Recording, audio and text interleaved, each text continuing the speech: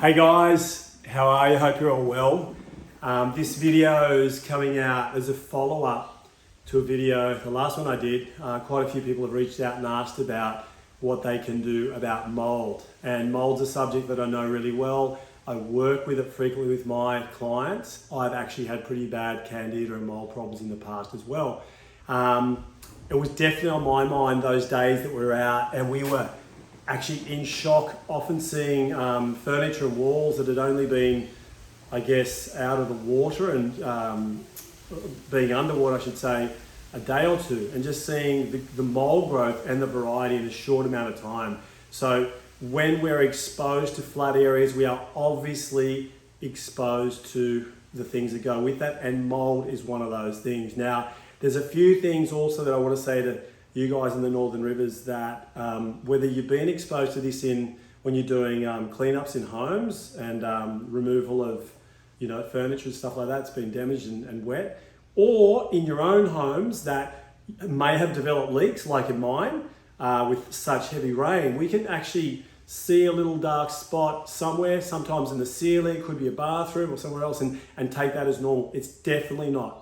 Mold is much more dangerous and much more detrimental to our health than what most people give it credit for, okay? And what I see in my work is that most of us, if we have an underlying mold problem, when we come in contact with mold, that will be exacerbated. A lot of people will be in contact with it and nothing will apparently happen, but it seems to be comparable to a glass of water that's filling up, okay? If we have quite a bit of mold already, obviously there's not that much room for more mold to enter our body or us to be exposed to before the water pours over. Now, the pouring of the water would be a symptom. So the people that aren't getting symptoms shouldn't assume that just because they're around mold, nothing's going on. It most definitely is. So a few strategies. What we do know and what really helped me back in the day, and in my case, when I found out that I had mold, I found out through live blood microscopy.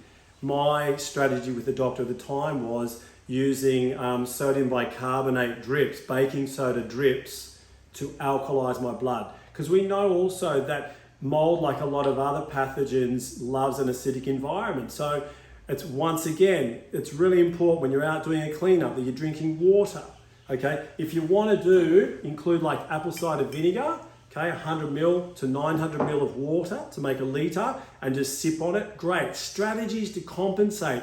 Wear that mask. Obviously, the less you breathe in, the better, okay? Another one is ozonide. I mentioned this the last one. It's anti-parasitic, but it's also antifungal. Really good. You get that from Jing and Byron.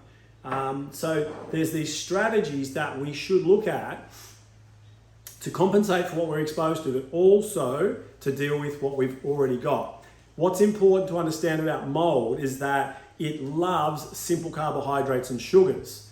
So usually a lot of people who have mold problems will often say that they might have half a beer or white bread, bread roll or something, and they might feel lightheaded, sort of, that cloudy brain after it. Now that is because mold, upon, I guess, consuming that, the simple carbohydrates and sugars, has a byproduct which is acetyl alcohol, okay? And it leaves us a little giddy after it. So that's often a common sign. Another sign also is that if you do think you might have candida or mold, getting up in the morning, and this doesn't sound too graceful, but getting a glass of water and actually spitting in that, and you'll often see little strands of saliva. The saliva makes a specific formation with a little ball at the end of it, okay? Don't fret if you have it. Just implement strategies to get rid of it, okay? And to not feed it. Remember, it's only alive in your body because you're hosting it, okay? So change the environment that it's being hosted in, okay?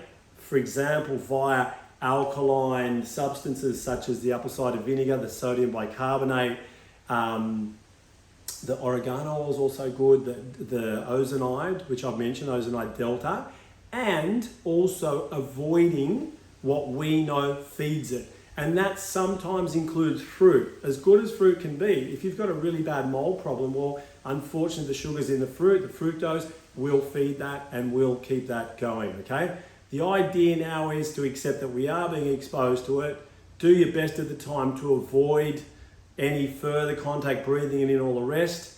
And also don't accept wet carpet or visible mold in areas where you live as being normal. It definitely isn't. I've seen so many problems over the years exacerbated, as I started to say at the start of the video, that if we have an underlying problem, for example, heavy metals, parasites that have endotoxins that are also releasing those into our body, then the mold seems to accentuate that. It seems to be the one thing that throws the person over the edge as far as symptoms and situations that they may find very, very difficult and challenging in the future to rectify.